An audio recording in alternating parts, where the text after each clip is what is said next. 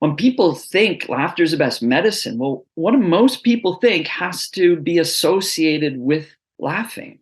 Usually it's the condition of funny.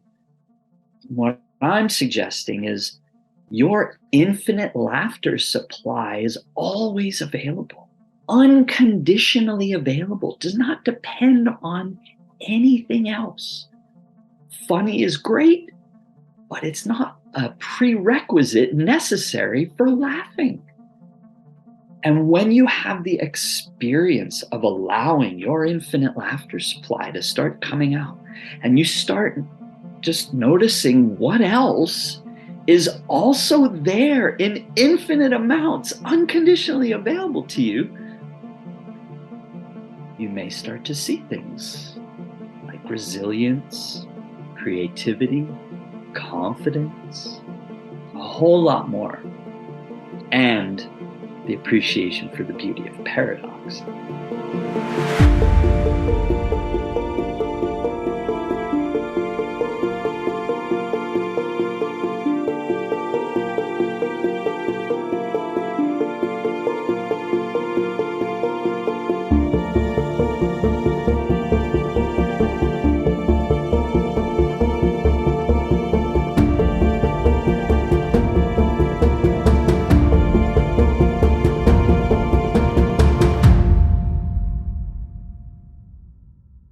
Hi, everyone. Welcome to Psychedelic Conversations podcast. Today, I have for you Dave Berman.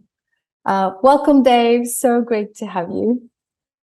Thank you, Susan. I appreciate you accepting my request to come on to your show. It's an absolute pleasure. So Dave reached out to me. So he wanted to have a conversation with me. So I have no idea how this is going to unfold and how it's going to flow.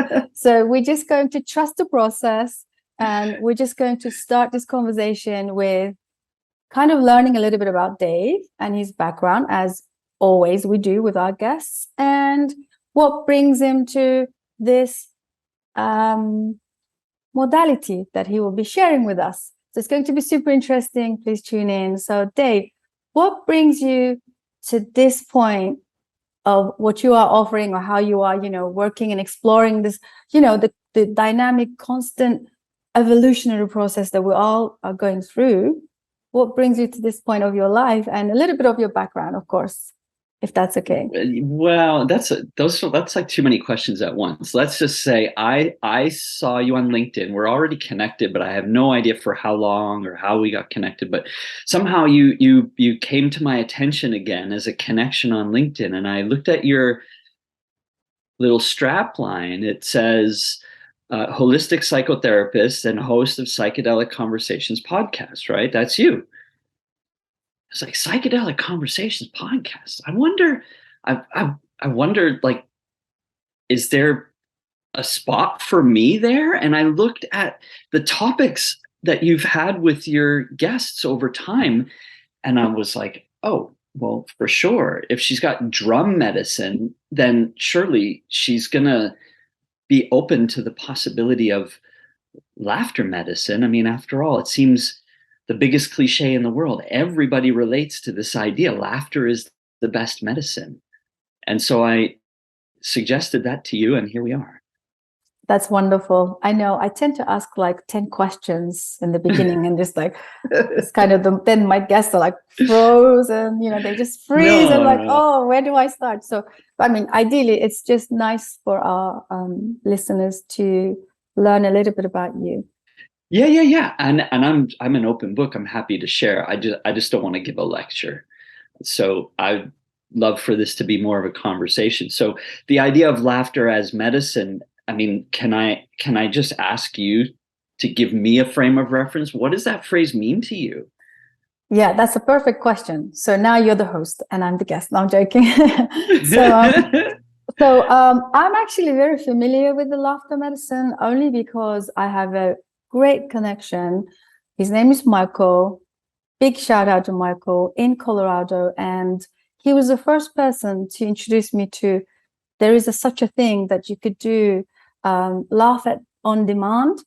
that could heal your bioorganism. And I remember him sharing with us healing something very, very serious medically, that his medical team, the medical team that he was seeing at the time, they lost hope. There was no cure. And then he finally recovered and healed through laughter. So I kind of I have that kind of framework around this, and I understand it as a medicine. So probably not the best person to ask. I mean, probably our guests. But that's all right. Yeah. Our listeners, go ahead. Sorry. Yeah. Our listeners probably already kind of formed an idea of the question that you asked, which is great. And I would like them to please drop it in the comments. Isn't it great to have some insights and interaction with us? So as you're listening, drop it in the comments. What do you understand, or what do you hear when Dave, asks about the laughter medicine? I think this is great. So yeah, like I said, I already had that framework of understanding this to be a very, very powerful medicine. Yeah, great. So there's a lot of anecdotal evidence that I've personally either experienced or collected through a 3.5-year stretch where I was making daily videos about intentional laughter, laughing on purpose.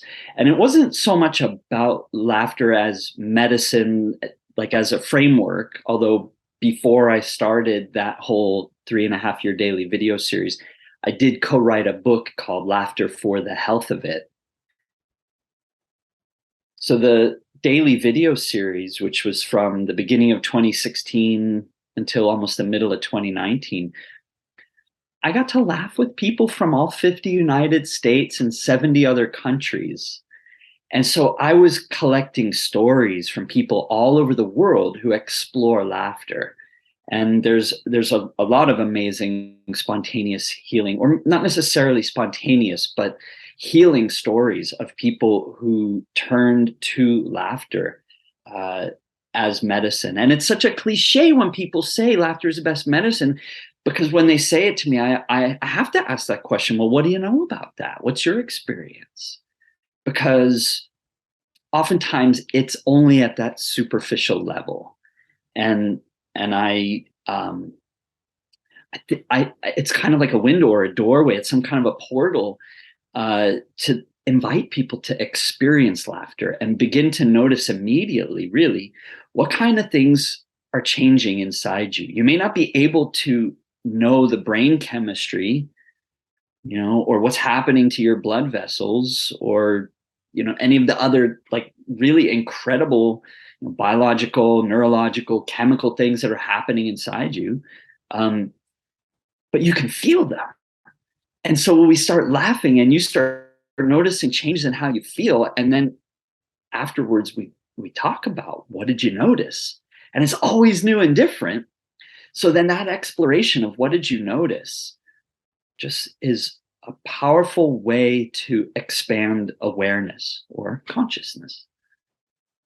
Wow, that's so wonderful. Yeah, thank you so much for really clarifying that, and also hearing your perspective. It's very valuable. And well done for serving such a long time of years, making these videos just to connect.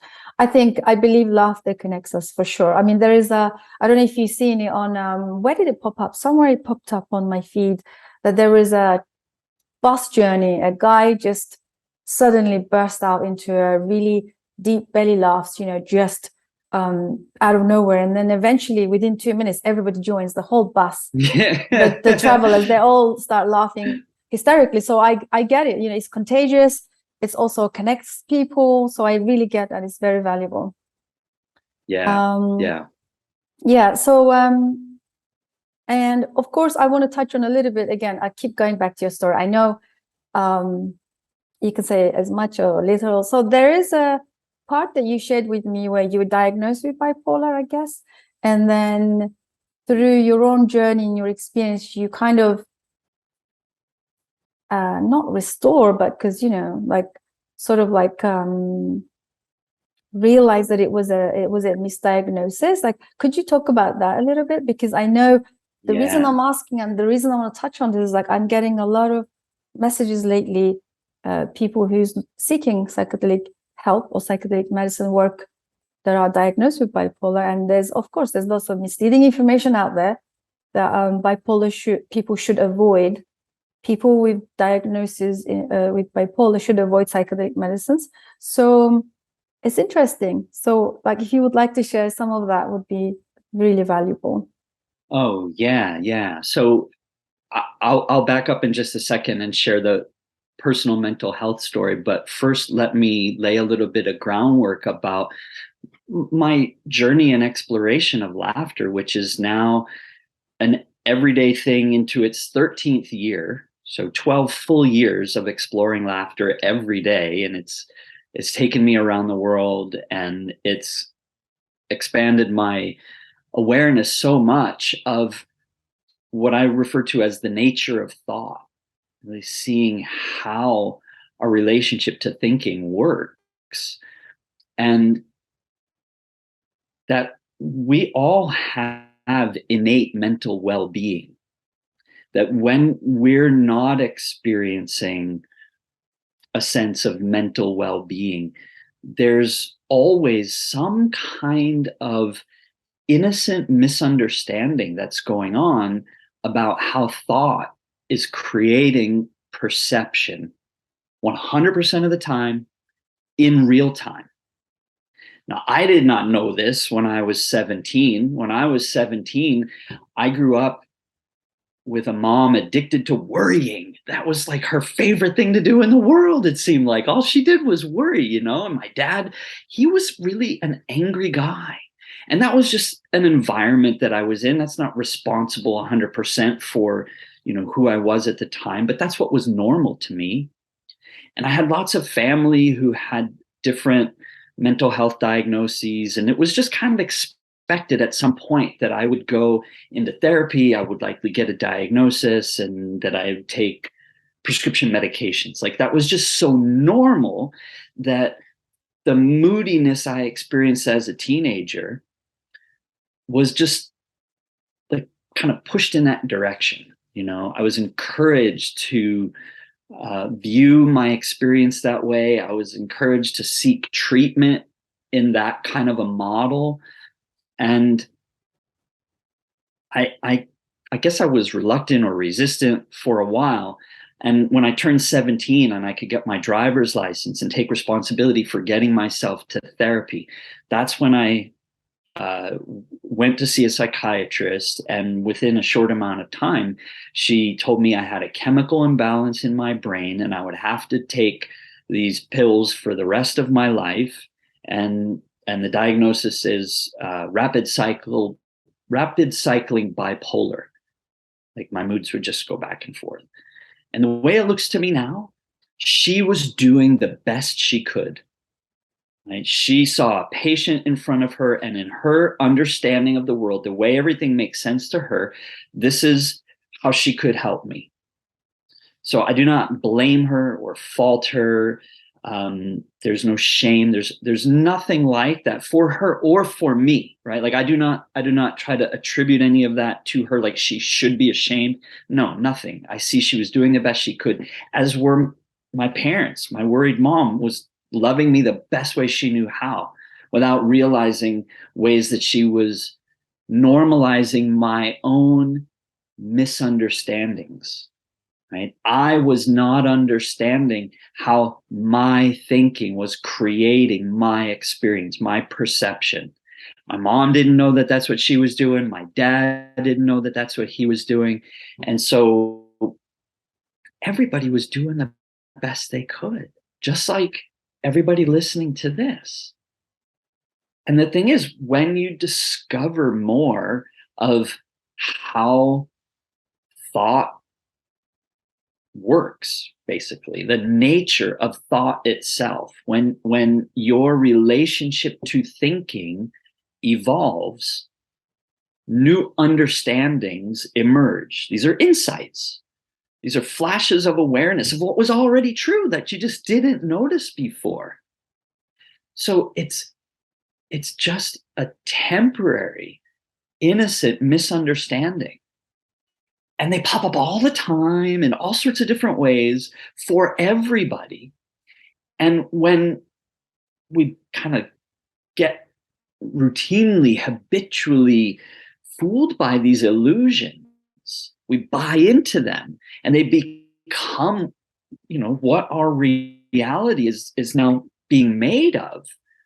The challenges that are introduced to our experience are often perceived as symptoms of mental illness, when really all they are is temporary, innocent misunderstandings.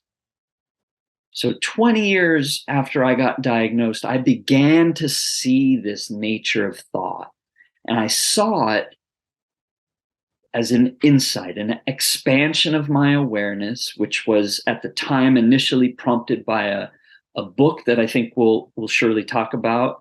It's called Pronoia is the Antidote for Paranoia: How the Whole World is Conspiring to Shower You with Blessings. So my being here is in part my way of playing my part in the conspiracy of blessings. And I look at my entire existence, my entire life, as being just an opportunity to play my part in that conspiracy of blessings. I see everyone is playing their part. Everyone's doing the best they can according to their understanding and awareness, which goes up and down, moment to moment. Our awareness of like who we really are in a spiritual sense, how thought works. These things fluctuate all the time, but what's true about them does not change. And I think in the psychedelic realm, that's what's there, right? What's true, what is like cosmically, universally true, whether you know it or not, whether I know it or not, whether anybody could ever put words that, sufficiently describe, no, actually that can't be done. There's truth out there in the universe, and we only see a tiny, tiny fraction of it. Sometimes we see more, right? In psychedelic experiences, we see more. In the experience of laughing, we see more. Wow, this is truly helpful and so valuable. Thank you so much for this. There is an entire industry built on how to control your thoughts. You know this as well. There's an entire misleading levels, like catastrophic levels of misleading information about asking people to control your thoughts, control your life. But I love how you highlighted it is not about that. It's about the relationship with the thought processing. Yeah. Yeah. And then the understanding. And what would you say? There's a lot of conversations going on about the self-awareness journey. Like many of us on this path of this progressive evolution, individually, we are coming to a conclusion that it's not about healing trauma. It's not about changing your family, changing your social environment, or for that matter, even changing country to escape these things. But actually, it's very much related to your self-awareness journey, just becoming aware. So one of the guys that I listen, and I really the mentors, one of the mentors that I listen, David Hawkins. I mean, I love the way that he kind of delivers the messages around self-awareness, what it is, but it's still a very much of a mystery for majority or many of us, because how do we get to that level of self-awareness? Interestingly, he does deliver his messages through a lot of laughter. There's a lot of outbursts of like laughs that you just cannot help but just laugh with them. Right? So kind of that's the conspiracy of the blessing that you touched on. I love that. I think a lot of people are doing this without consciously or unconsciously, intentionally, but in your case, very much an intentional offering, which is beautiful. So this whole correlation between the self-awareness and the relationship with the thought, how does one get there? How does one begin to bring those threads together and then start sort of peeling away the things that are not working or serving? And also, like, let me highlight this as well. I love what you said about growing up in a family environment where there's parents are angry and worrying. I used to always share with our community that I can do I can do melancholy really well. Like, I don't need to try hard. It's like comes to me effortless because, Yeah. also coming from a very similar background, for years on, I didn't realize that my default state, that I could easily do the sad, but then it was such an effort to do the joy for me.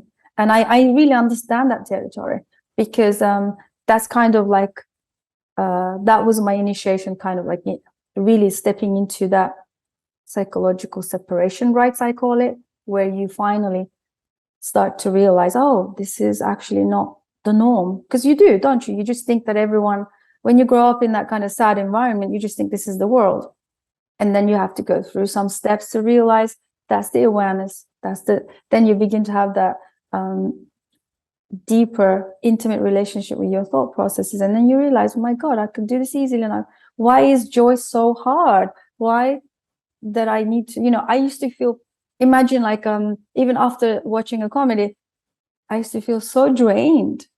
But I can watch a very sad drama, documentary or something, and I'm good. It's like almost like the adrenaline kicks in and I'm like, yeah, I'm like really good. I thought, wow, there's something here to explore that is not normal. Do you know what I mean? Well, are you saying this used to be your experience, or this still is? Used to be. Yeah. Used to be. And so what do you know now about joy that you didn't know then? Well, again, coming back to the environment, growing up, kind of like the environment shaped my thought processes. And I think I understood that this is obviously unconsciously. You don't realize there is another way of being until we start exploring our own consciousness and our ways. So until then, I realized this is what I do. I find it very difficult to be in joy, but I can do sad so easily. Like I'm always there. Like my whole physiology is just sort of so accustomed to and used to being in that sad. And it's taken me a long time to break that pattern. I speak about this again in our communities where I don't know if you're familiar. Probably you are, because you are kind of in the similar space. A lot of people will come to this work saying, I'm ready to slay my dragons. I'm ready to like step into my darkness and I'm going to bring light to it, right? But then in my own experience, I realized that my darkness is the joy, actually, because I don't know what that is. So the darkness is the unknown, right? So for me, it wasn't about slaying the dragons in the dungeons in the underworld and coming out like a warrior and bringing light. No, because I lived in the underworld. That was my territory. I run that place, right? So my darkness was joy. And I had to relearn and repattern that whole wired states that I was accustomed to. Yeah, it was a really interesting journey. Well, I love that you've described what sounds like a paradox. The darkness was my joy, you said. One of the most profound and sort of frequently recurring aspects from that pronoia book that I mentioned was so impactful as a turning point for me, and remains a daily part of my life, was to develop an appreciation for the beauty of paradox. Paradox is everywhere, just like synchronicity. It's everywhere. We can't notice all the examples of synchronicity and paradox. They're all over the place. And when we temporarily, innocently misunderstand what a paradox is, for example, treating it like a puzzle or a riddle, and we try to solve it, and we get bogged down in thinking, trying to make sense of something that's not meant to be solved because it's not a riddle or a puzzle. It's a beautiful paradox meant to be appreciated and seen for what it is. So the misunderstanding there can create lots of frustrated, heavy thinking, and then of course that's what we feel. The moment we realize there's that illusion, that misunderstanding that shows up in all sorts of ways all the time, where the way I'm feeling, which I'm not enjoying, is being created by thinking, but it doesn't seem like it's coming from thinking. It seems like it's coming from that puzzle that I'm trying to solve. And why can't I just figure it out? Well, that's it. That's the beauty of paradox and the nature of thought. It's they're both right there to be seen. And in that moment that we're not feeling very good because of all that thinking, right? We're just caught up in a temporary innocent misunderstanding. And the moment that light bulb kicks on, or the moment we burst out laughing because the insight has occurred to us, oh, here I am getting tricked again about what is a paradox. It's not a puzzle. So I see it for what it is. Okay, now my mind has calmed down. It's gotten quiet. It does that all on its own. Ever notice that? That's part of the nature of thought. Right? So the mind getting quiet, and what's the feeling that you notice with that? Well, that's much more peaceful and calm. So your mind gets quiet on its own, and then you feel good. Wow. So there's a little bit about paradox. Now, how did I ever see that? Well, by exploring the paradox of laughing without jokes and comedy and humor. When people think laughter's the best medicine, well, what do most people think has to be associated with laughing? Usually it's the condition of funny. What I'm suggesting is your infinite laughter supply is always available, unconditionally available, does not depend on anything else. Funny is great, but it's not a prerequisite necessary for laughing. And when you have the experience of allowing your infinite laughter supply to start coming out, and you start just noticing what else is also there in infinite amounts, unconditionally available to you, you may start to see things like resilience, creativity, confidence, a whole lot more, and the appreciation for the beauty of paradox. Yeah, that's super powerful. It's like once you stop getting caught up in that thinking you're going to understand the details or the nuances of the thing, you just let it happen, you explore it, and that allows you to take that journey of like discovering what else is there available. Yeah. So I said your infinite laughter supply is always available to me. In my journey, and all the books I've written and all the videos I've made, and just so much more that we don't need to detail here, but that is what I refer to as the first principle of laughter. Your infinite laughter supply is always available. And the second principle of laughter says, if it's true about laughter, it's true about life. And you can't know that from my words. These words are meaningless. Like literally, they have only the meaning that you assign to them as you try to make sense of what you're hearing. Right? Words don't teach. We learn from experiences. Yeah. So if you want to learn about laughter, you need to laugh, Susan. Can we explore that for a bit now? Yeah, let's go. I'm open to it. I'm open to it. All right. So maybe we can just make an agreement. Like, can we just laugh for 30 seconds, no words. Like if just whatever happens is fine. Like let people hear you laugh. Don't stay on mute. And after 30 seconds, we'll pause, a couple of deep breaths. If more laughter follows, great. If you want to say something, then that would be, I would love to hear whatever it is you notice after 30 seconds of laughing. Yeah. Amazing. This is going to be our first experiential conversation. Yeah, good, sure. good. It's an experiment. We treat everything in laughter as an experiment. And the people watching or listening, please laugh along with us. Pause the recording after 30 seconds. Make some notes about whatever you notice. Just notice. You don't have to do anything. This is not a doing, right? Laughter is the sound of joyful breathing. It's just breath and sound. It's a fun and noisy meditation. It's the same as speaking, only without words and thinking. All right. So that's enough. Let's laugh.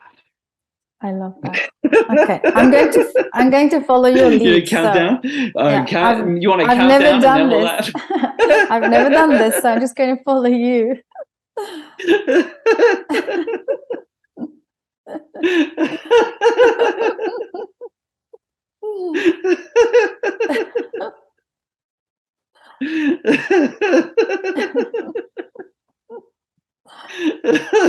Wow, that's so hard.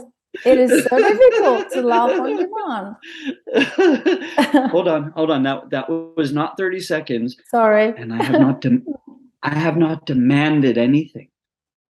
I have not demanded anything. This is an invitation. Yeah. Okay.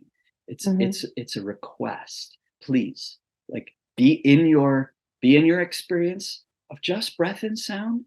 You may notice new thoughts, you may notice new feelings, you may notice who knows what, like infinite possibilities. Anything is possible. Just be in it for 30 seconds before you speak, though. Okay. Obviously, that was my resistance coming up. And it's very common, and it's beautiful. It's beautiful because we can learn all the same. Well, maybe not all the same, but the experience of being human. Yeah. Any experience of being human can teach us, and maybe that makes sense, maybe that doesn't, I don't know. But when we unpack the laughter experience, whether it was awkward and difficult or whether it was just bliss and easy, we can ultimately get to the same wisdom. Yeah. I understand it contextually and intellectually. So now it's the doing part. I'd suggest it's the being part.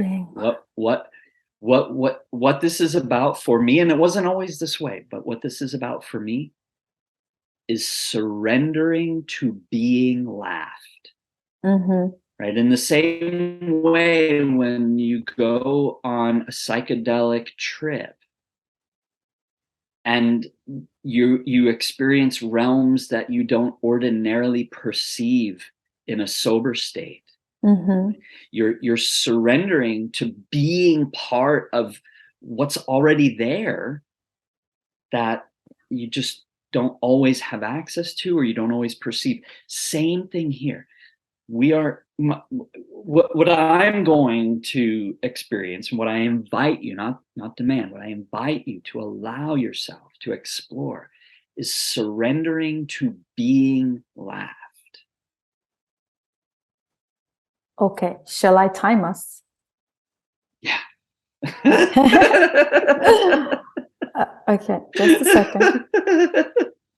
Oh, no false starts. Okay, this is already making me nervous. Okay, I am going to time us. 30 seconds, I'm stopping, hard stop. I'm joking. Okay, let's go. See, already my resistance is coming so strong. Okay, let's go.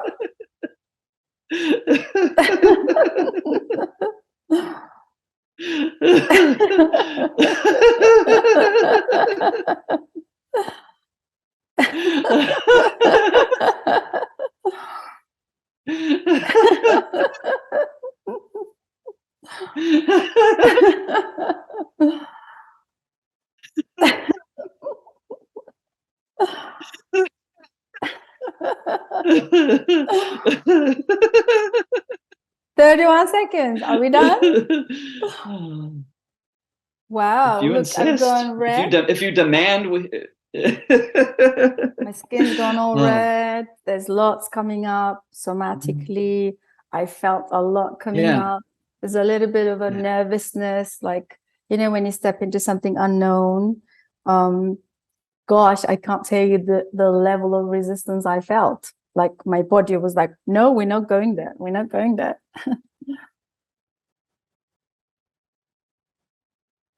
So what do you know about where that feeling's coming from? I know it's, again, the lingering effects of like the earlier being sort of more natural and of course, you know, the melancholy states of the past are still lingering. Those tendencies of, I rather be serious and sad. Yeah. It's like a really are you open to seeing something new? Well, this was definitely like dipping my toes in it, and what I've noticed is that my state in the laughter states, how it changes my appearance. Like my eyebrows are softer, and like, do you know what I mean? Like my jaw is like sort of softer. All of these, because I'm a somatic trained therapist, I could literally like see the whole transition in my biological sort of, in that sense, and it was very uncomfortable because it's the unknown states and unknown expressions that I would usually be in, if that makes sense. Well, let's find out if it makes sense or not. Let's go. What I hear you saying is that in the moment, and like people can literally like rewind this video and observe the moment. In the moment when you were having your experience of laughter compromised by these uncomfortable feelings, it seemed to you, if I understood you right, it seemed to you that somehow experiences from your past were suddenly here in the present, interfering. Yeah, absolutely. Is that what it seemed like? Absolutely. And this is exactly the psychedelic experiences, right? The earlier memories, you know, in our especially in our physical. Well, maybe body. Not so much. Maybe not. This is where there's an opportunity, an invitation to discover something new and different. I love your consistency, by the way. Like consistency of that. I feel a lot of confidence coming through you because of what you have experienced. So the way you even speak with me, it's very hypnotic, by the way. It's almost like you are tapping on that hypnotherapy, almost like I'm right now. It's like you are doing NLP, some sort of hypnotherapy on all of us. But I can sense this is coming from a very authentic and experiential place. Like there's no second guessing here. You walk that path and you know this so well. So that's the confidence that's really coming forward. That's really beautiful to see. Thank you. I appreciate that. And I like your how can I say, not so much it's almost like I keep wanting to stir and go this way and I'm going to go that way, but you keep like, no, calm back.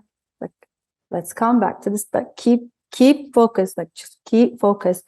That's also like somebody who's confident in the experiential part of the experience.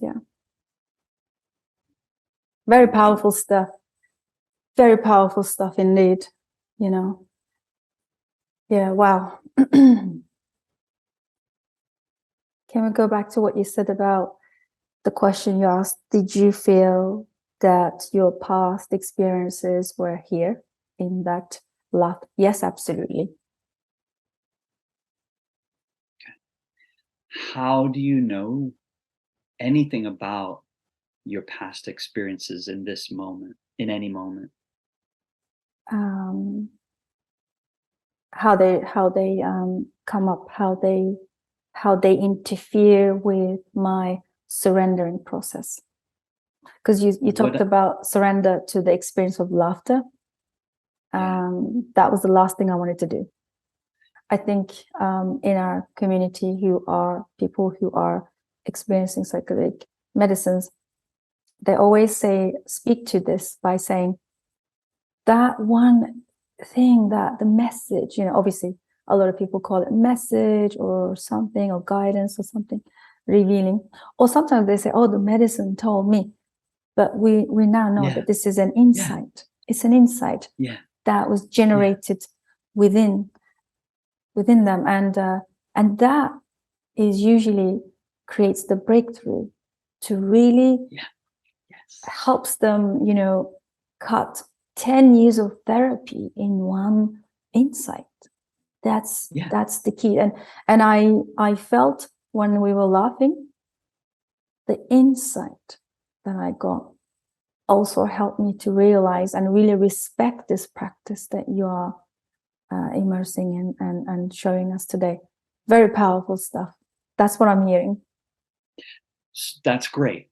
I'm really pleased that you could articulate that, because it fits so nicely for me. A thing that I often ask clients or groups that I laugh with is, if they ask me a question, I might reflect back with a question and say, well, what does laughter have to say about that? Let's ask laughter, right? So we look to our experience of laughter and we find out what is laughter telling us, right? What is the message? What is the wisdom that laughter is communicating through us? So laughter does the pointing in a somatic, embodied way that is a lot more powerful than how my words can point, and even more so, you know, written words, I think. So we go back to the breath and the sound, and we laugh some more, and there's something that's it's like you're very close to it. And maybe when you watch the replay of this, if we don't find our way there just through the rest of this time together, I think there's an insight it's like it's right there. It's right at your fingertips. It's on the tip of your tongue. It's I don't know. Knocking on your aura. It's I don't know. Yes, absolutely. I feel like that. Do you know what I loved also that you said? It's almost my favorite saying is that the truth is one, and there are many ways to get there. Yeah. Psychedelics are one, laughter, and then this, you know, there are many, you know, meditation, whatever, you know, we choose to embark on, like the movement and all of that stuff that we talk about. What was so the insight was for me, the big one here, that is, you said, don't worry, like just go with it, because it's interesting, you know, a lot of medicine facilitators would say to the participant, just surrender. But of course, a lot of, you know, there are many people who are traumatized that surrender can trigger a lot of trauma and wounding, and it could bring up so much more resistance as a word, surrender. But if we could just kind of, because I don't know what other word should I use than surrender.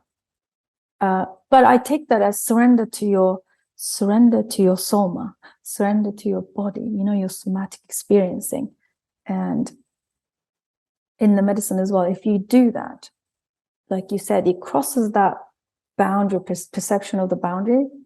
You know, it crosses, and then the breakthrough is far more lasting, embodied, and it's powerful, and it creates lasting change when they go home. If it's just as opposed to just spoken words, intellectual understanding, you know, we're formulating intellectually the experience. But people who actually go in and surrender to their body. So I'm really careful with the word surrender here. So surrender to our body with the experience. I think that's, for me, today's biggest insight. And we could do this with any practice by just kind of going in with, just go in and see what you could find, see what's going to come up, see what else is there that misses your perception, right? Just go in and then see what comes up. That is very powerful. Yeah. I am all for that kind of journeying and exploring and experimenting. That's very much a pronoia way of approaching life. And just one other piece of what you just said there that I would like to comment on. When I'm exploring laughter every day, and I approach it as surrendering to being laughed, I'm not surrendering to the somatic, you know, physical body experience for me, right? And so maybe this is just an opportunity for me to further clarify the invitation for you and anybody else who wants to experiment because they're watching this video, or you making this video, hosting. Thank you. To me, I am surrendering to the infinite allness of the universe. The universe laughs through me, just as the universe breathes me when I'm sleeping and I'm not even aware. Just as the universe is beating my heart, right? That infinite allness energy that goes by many names, and you know, is not the divisive power of religion, but rather the unifying formless energy of all things that is spirituality from an infinite number of directions. That's what I surrender to. The experience for me of being laughed by the universe is like a trip where the physical awareness of I, me, self, Dave is out of the way. And the universe laughs through me. And one time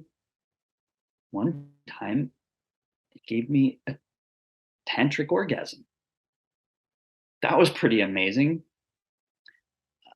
Another time, this was only maybe a few weeks later, these were both last year, I'd eaten a healthy amount of mushrooms, and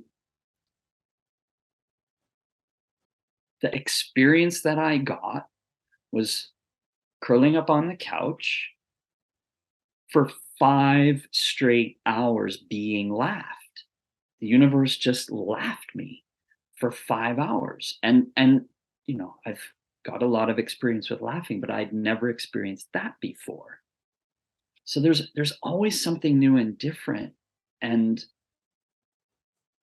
it's always only ever revealing what's already there to be noticed that we don't otherwise always notice. Yeah, this is so beautiful. Really well put. Thank you so much for that. Could we talk about, I think I already kind of understanding, like I'm already formulating this understanding of what pronoia is. You already said this was the antidote. And to paranoia. Yeah. That's borrowed from that book title. To be honest, I don't think about paranoia very much, although it was something that I experienced a lot of as a kid. Hmm. Yeah. Yeah. So Pro- yeah, pronoia is literally, how would you put it in words if you were to? it's the idea the universe is conspiring on our behalf, that everything happens for you, not to you, and that people everywhere, unbeknownst to you, are taking actions in your interest. And the thing is, this is just like everything else we've been talking about. It's already there in ways you don't always notice. And when you sort of calibrate your senses, when you begin to look at life as a conspiracy of blessings, and you're here to play your part in this great spiritual game, you see more evidence of this. The best way that I know to see evidence of the conspiracy of blessings is to help it be true for other people. When you help someone else see evidence of pronoia, you see it more clearly for yourself. Yeah. Yeah, that's wonderful. So as we are approaching to end of our conversation, I would like to ask you something if you're happy to share. So in earlier experiences in my process of self-awareness journey, I had this experience where I wasn't connecting to any spiritual context, any universal, any of the beautiful, context that you put in picture for us.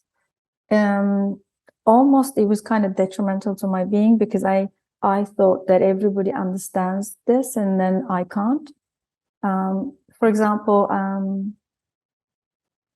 so now, how does one get onto that? I know this is like probably the $1,000,000 question. How does one become or start their self-awareness journey? Like how does it happen? I tend to talk about leverages in our lives. Like there's a leverage that always brings us to that point of stepping into it in a way. Probably not the right way to say it, but there's a leverage. When you are confronted with death, or loss of finances, loss of partner, loss of many things, or something that significantly shakes your boat, and that kind of becomes a leverage for many people to begin their self-awareness journey. And sometimes it can happen spontaneously, which I'm aware. But what are your take-ons and your thoughts about how does one begin this self-awareness journey? Because all of the spiritual context only made sense after I became more and more self-aware, not before. So I would read, I don't know, Ram Dass, nothing. Everything goes, yes, the words are really beautiful, pretty, interesting, but things would just go above, nothing sticks. A lot of different spiritual teachers, gurus that I would then, back in the day, follow and listen, nothing, until I started to have my own insights within my system, within this organism, and that kind of became the momentum. And I am speaking to this because I know some of our listeners may resonate with this, and there is because of the information technology that we have access to everything, everyone gets access to everything all at the same time, whether the person is ready or not. And of course, this is creating more of that unworthiness feel that people are already feeling, the lack, oh, I can't connect. Because I went through this myself in my early days, and it only causes more, suffering than actually becoming self-aware? I don't know what your take on that.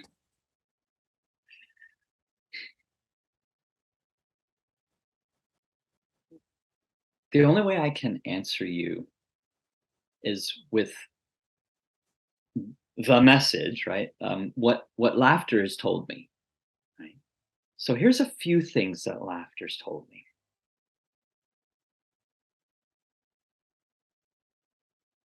You're not your thoughts. It only feels like you are.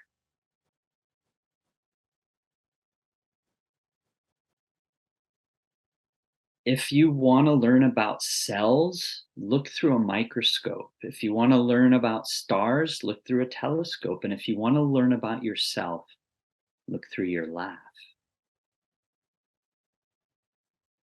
Grow, grow, grow yourself gently as could be. Merrily, merrily, merrily, merrily. You already have what you need. It's inside. Look to your experience in the present. You are only ever experiencing the nature of thought taking form in each new now. Perception is made 100% from thought in real time. So start, if your question was where do people start? You start now, or now, or now. Any now will do, by looking within to your experience. Yeah, that's a great advice for sure. Okay, what are the right conditions? If someone is really struggling with the reality that is created already, the unaware thought processes, how does one get out of it? I know you've got to start now and slowly, gently. But as you know, the way that the world is now inspiring people to get it like now. People like they want everything happening now, overnight. You know, what do you have to say to that? I like this question because I think I've asked a version of this question previously, where I say, where I ask, does the word now feel like urgency and anxiousness to you, or does now feel like being present and grounded and centered? What's the difference between the two? Is this question to me? You can answer. I mean, like, or you could just leave it hanging. I mean, what is the difference between the two? If you can sit with that, there's something really valuable to discover. So what I'm hearing is deep self-inquiry into these, urgent needs of needing that the urgency of.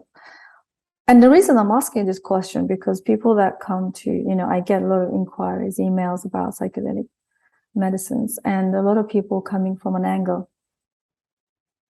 can this help me change? And then you look at, let's say the person is way into their midlife, you think, well, you've just invested in something all of your life.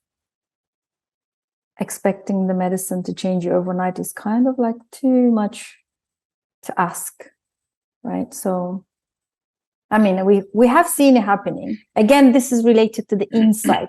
So the deeper the insight, the quicker the quickening begins. But it's a really complex question to dig into. Well, you asked me, how can people start? So I spoke to that.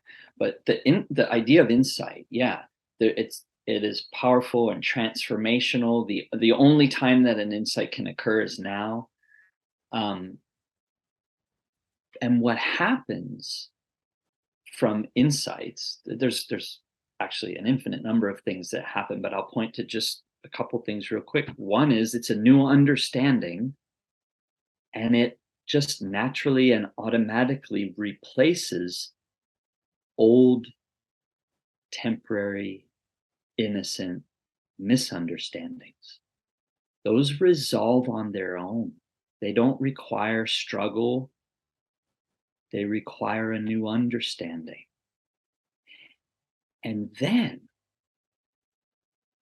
when a new understanding emerges and an old misunderstanding dissolves, disappears, ripple effects are created.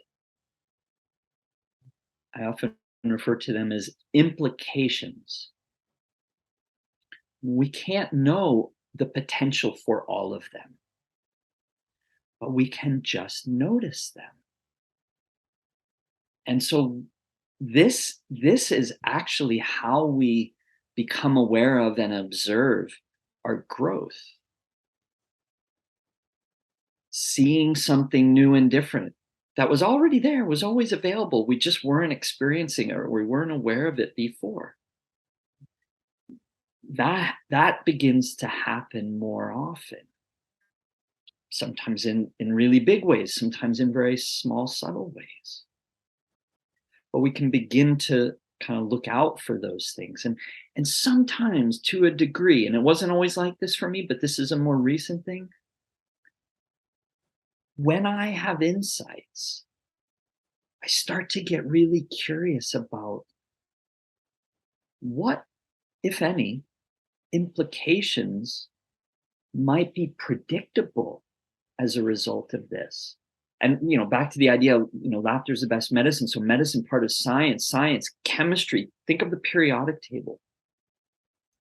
As human society began identifying more elements, and the periodic table started to take shape, there were predictions about elements being discovered before they were actually discovered, because we could predict and anticipate their properties. So when I have insights now, I feel like there's more of the infinite allness that I can't ever know fully and completely, but which starts to seem like there's just outlines and shadows and hints of shapes and things that I can sort of anticipate, but I can't really know them until those implications, those ripple effects, fully form.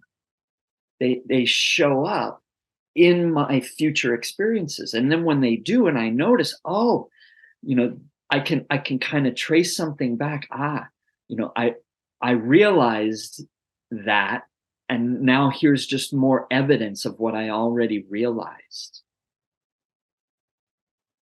So this I think perpetuates so much through the ongoing exploration of laughter. Laughter is not something that you could take a weekend course or do a 30-day challenge online and then, woohoo, like I've become a laughter master. There is no such thing, like laughter and life, they're not mastery models. But if we try to overlay a model of mastery onto these things, it will break down at times. We will kind of run up against obstacles and barriers that are part of the innocent misunderstanding, the thought that you could master something that can't be mastered. Something that is infinite cannot be mastered. Your infinite laughter supply is always available. Your infinite thought supply is always available. You can't master either one. But you can start now looking within and discovering in your own experience how it works. And that will set you free. Wow. So powerful. I think we're going to have to bring you back, Dave, for part 2. So just what you said in the last 2 minutes, we can make a whole episode. Yeah. Next time, maybe ask me about laughter channeling. Okay, great. You're in. And thank you so much for reaching out. This was a very sort of pleasant surprise. Like we said in the beginning of the conversation, I had no idea how this is going to which direction, and I love that it did this way. And I love that we have covered so much unintentionally, and thank you so much for bringing your wisdom today. Yeah, you're welcome, and thank you for saying yes when I asked if I could come on here. Yeah, it's a pleasure. Yes is a powerful thing to experiment with. That's a very pronoia thing too. So that's going to be the part 3 conversation. Like, I think we're going to have to end it here, because all right, okay. It's just keep giving. It's just so, can you see the flow and the unfolding? It's just keep giving, and there's so many opportunities and spaces that we can explore. So that's so powerful in itself. Yeah. So lastly, what are your offers that our listeners should know of you? Because we will add your links and all the contact details in the show notes, but is there anything you'd like to say? Because if people are curious and interested, we will provide all the contact details. But is there anything you'd like to share? Yeah.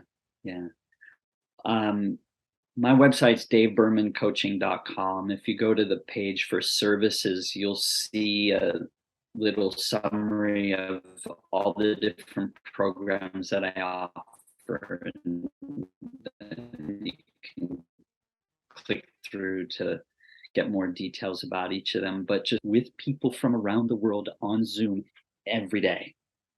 That's called Laughter Gym. So anybody can sign up and then attend and participate and explore with me, laughing any day or every day in the Laughter Gym. I also thought to create a better emotional quality of life. That's really like the very most bottom line. I help people have a better emotional quality of life, and yeah, I'd love to hear from people who have watched this through my website.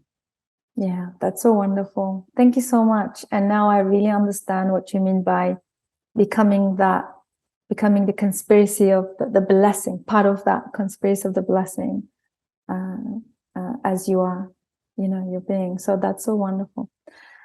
Thank you once again. And look forward to having you back very soon.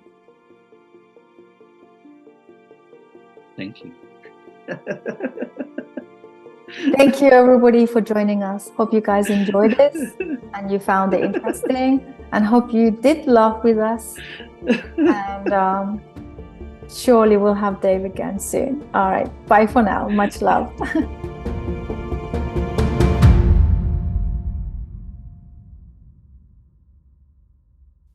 Thank you so much for joining us. Psychedelic Conversations podcast is designed to educate, inform, and expand awareness. For more information, please head over to psychedelic-conversations.com.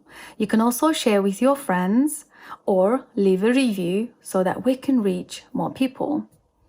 You can also join us in our private Facebook group to keep the conversation going. This show is for information purposes only, and it is not intended to provide mental health or medical advice. Thanks for listening.